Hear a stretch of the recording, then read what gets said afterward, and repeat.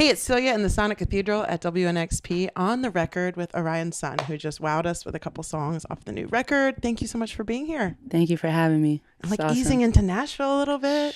It's been a vibe so far. We got in last night and it was warm, which was like we can never get the temps right on tour, but it was such a blessing to just not be freezing. Warm welcome, literally. So Yeah, happy. you literally brought the sun. It's been raining since before you're here. So thank you. This new record's great. I wanted to know if, because it's your second full length, but it's basically self-titled, is this like an official introduction or a reintroduction, or is it not that deep? Honestly, I think it is an official introduction for me. You know, I've just been on the outskirts of the industry for so long, by choice mainly, because I wanted to make sure I knew who I was to a certain extent. Because, you know, that work is never done before I really jumped into this. And so it felt right to sort of be like, this is my name. This is sort of a cover letter, if you will, of just like my artistry in the sense of I love singing about love. I love love in general, but I also love doing the work on myself. And to have this self-title just really felt right as an artist, but also as a human too, because Lord willing, I want to do this for the rest of my life. So I should probably introduce myself soon. I love that you said cover letter, because I was thinking about how the record starts almost like a cover letter. Like, hey, when I was in love, this is past tense. So what I'm exploring right now is post-love feelings, most of them. Was that intentional to set the tone with that first track? Absolutely. And it's also an ode to sort of my first record with the label, Hold Space for Me. The last song is called Birds Gave Up. And I didn't want to elaborate too heavily on that album, but I did want to build upon the world that was already forming. And so those lyrics for Birds Gave Up start off like, birds gave up trying to wake me up. And it's about just being so lazy with the love of your life, you know, where it's just like, we'll get up when it's time.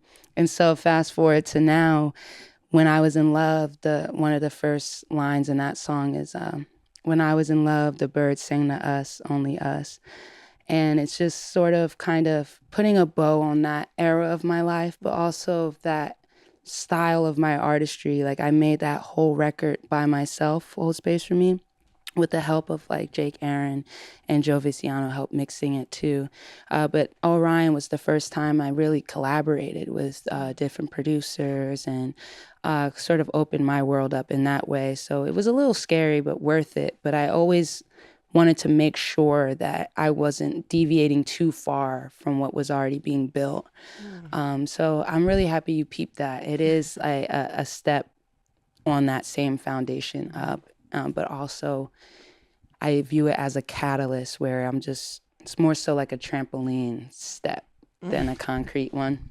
I'm not surprised that even talking about the music you speak in like metaphor, and it's really beautiful. The way you sing and write about love is really powerful to me, like from the feeling obsessed with a crush from your EP, Dirty Dancer, right? Like it is all consuming, and then jump to giving this up is like trying to quit smoking. It's near impossible. And it's so evocative. So obviously you've felt some of these things to put them in. It's not affected. I can tell you feel it. And when you perform it, you feel it. Can you talk about how you translated some of that emotion, not just into the lyrics, but into the arrangements of the songs? I'm thinking of these days and like the strings and how you fleshed out the feelings with the other instrumentation on the record. Thank you for that question. That's really fire. Because it really is everything. I'm trying not to cry. Music, so. Yeah, you know, I feel really lucky as an artist to be able to take such fleeting moments and kind of immortalize them, because then it turns into medicine, because we're going to feel these things again, whether it's the same exact situation or something different. And so I really wanted to make sure that if this was going to be our version of forever, that I really wanted to drown in these emotions and really feel lost in them. And like these days, it's so funny.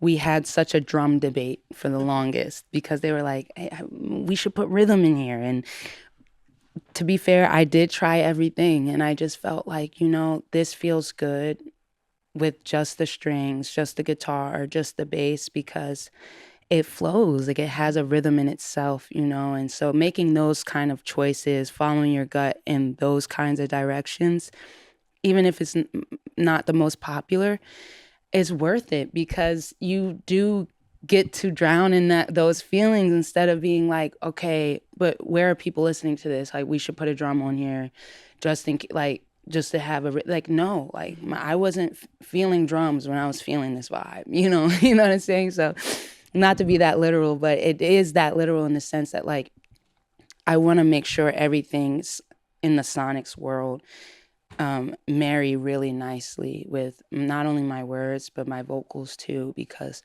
I don't know, sometimes being an artist in this day and age, I see capitalism win and make decisions for certain songs, not any of mine, but I just didn't want to be a part of that game, because I think it is important to really, if that's how I feel, it's got to sound just like that. So. Well, and it sounds like you said this was so collaborative compared to the first, but that doesn't mean you have to take every cook in the kitchen and be like, yes, you're right. Okay, no, you're right. I mean, it's still your call, right? I mean, that was a struggle, especially being a woman too. It's just like, I'm a forever student. So I had to get that balance of like, I'm listening to you, but also this is why we're here. Like my vision and what I can bring to the table. And so like really making sure collaboration taught me the language of kind of standing up and being like, I hear what you're saying. I love what you're saying. This is what I'm saying. I love what I'm saying. How does this look? I mean, the perfect marriage to me was my cover art. And it was like working with Maylene, who could just look at me and be like, who are you? Get out of here. But she's just has that inner child still, and just that heart for collaboration, and really taught me that like, it takes time to translate what you're thinking about, but the language is there and people are willing and ready. So, yeah. I was thinking about, and of course I've lost the exact lyric, but something about where you're born, then you can bloom anywhere. Oh, yes. So on you've Don't Leave moved Without since Me. you started making music, right? Like, Yes. So post-COVID, like East Coast to West Coast, how are you blooming in LA? So I definitely wanted to shout out the East Coast in general, because with the 4 seasons, I do feel like it has prepared me for anything, you know, like I really can bloom anywhere. And that kind of gave me the courage to make that jump to LA, because my mom visited for the first time this past August, and it dawned on us that I was the first person in my family to even move that far.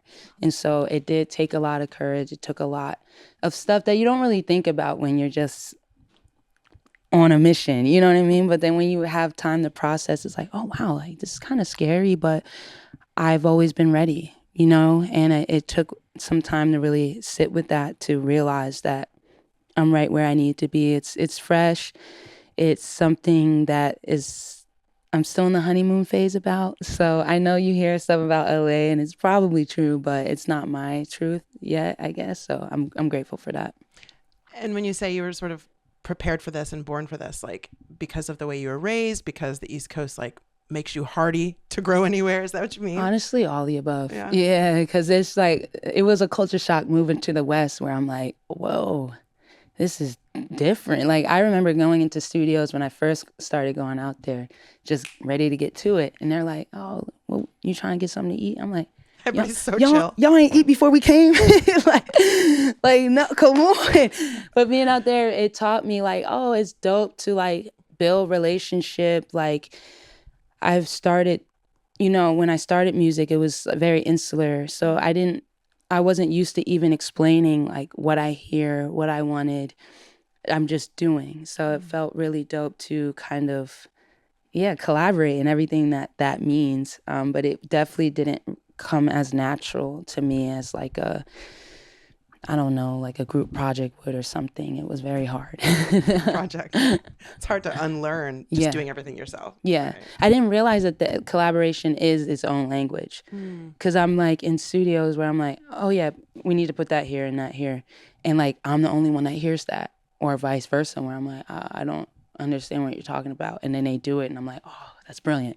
You know what I mean? So it's that balance, but you do need patience because you can feel a little like, what's happening? Like, what do you mean you can't hear this or I can't hear that? And so it's nice to work with people that have that patience, but also that talent where, I don't read music or anything. So it's very like, I listen to my body. I listen to like, I remember when I learned how to play keys, it was just watching my favorite keyboardist. And so I used to just kind of bullshit shapes I saw them do and just remember sounds that I liked. So it's very visual. It's very like, not as many words as I would like, so the collaboration was like a crazy experience that I don't think I'll ever go back to just doing stuff on my own. It's too boring.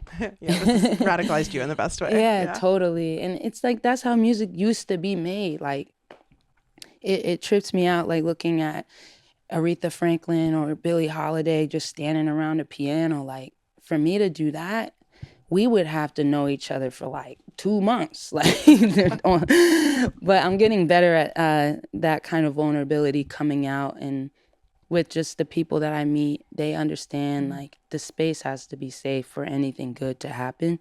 So I'm not really in rooms with like a-holes or anything like that. It makes it harder. A-hole free zones. You know what I'm saying? You're there. Yeah.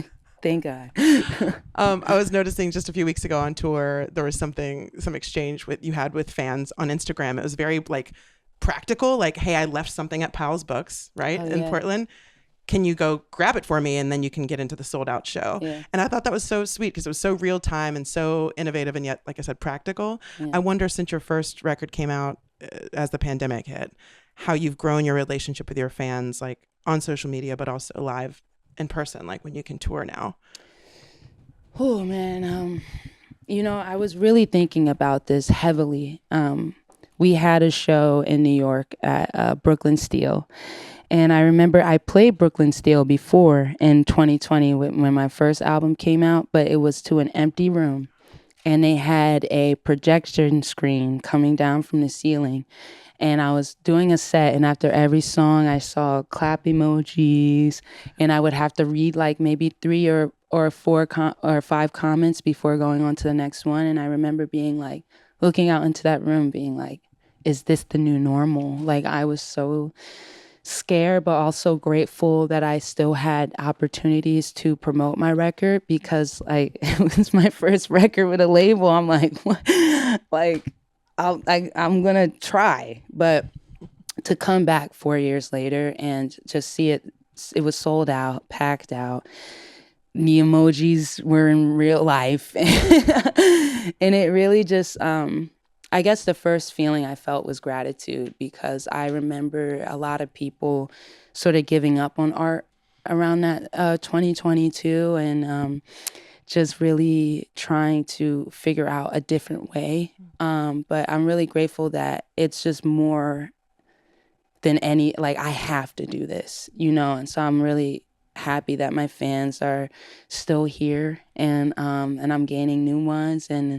But it definitely feels amazing to be interacting with them in real time, in real life. It was funny, they were busting on me at we did a record signing up at Rough Trade, and they were like, "Oh, you're averaging like 5 minutes per person." But I didn't realize because I was that hype, you know what I mean? Like, who are these people? Like, thank you, So it's just nice to be able to interact with them and have them understand too, like there's very little differences between us outside of just, I don't know. You know what I mean? We're all very similar, and that's what I always gain from talking to them. And it's cool to, I have a Discord and stuff. So like from people, I get messages from like South Africa, like Australia. So like it's dope to keep in contact with those people. But eventually I'm going to have to go over there because there's nothing like in person, You heard it here. Efficiency, not key. You're going to love on people as long as you can. See, that's the West Coast Infiltrated. You're not in a hurry. You see what I'm saying? Yes. It rubs off on me already. Orion Sun, thank you so much for being here with your great band, and good luck on tour. And we'll catch you every time you can come hang in Nashville. Thank you so much. And please, yeah, check out for these guys. They've been holding me up this whole tour. Like, playing in Philly was such a surreal experience because a lot of those cats saw me when it was just my guitar or just my laptop. And so to see the growth up until this amazing band, I'm like, it just makes me want to keep running down this path, you know? So hopefully you'll see me again. But you're coming to the show tomorrow. Yeah. Come on. Come on. Yeah. Don't stop. Don't lose heart. Keep running. Yes. Thank you again so much for being here. Thank you for having me.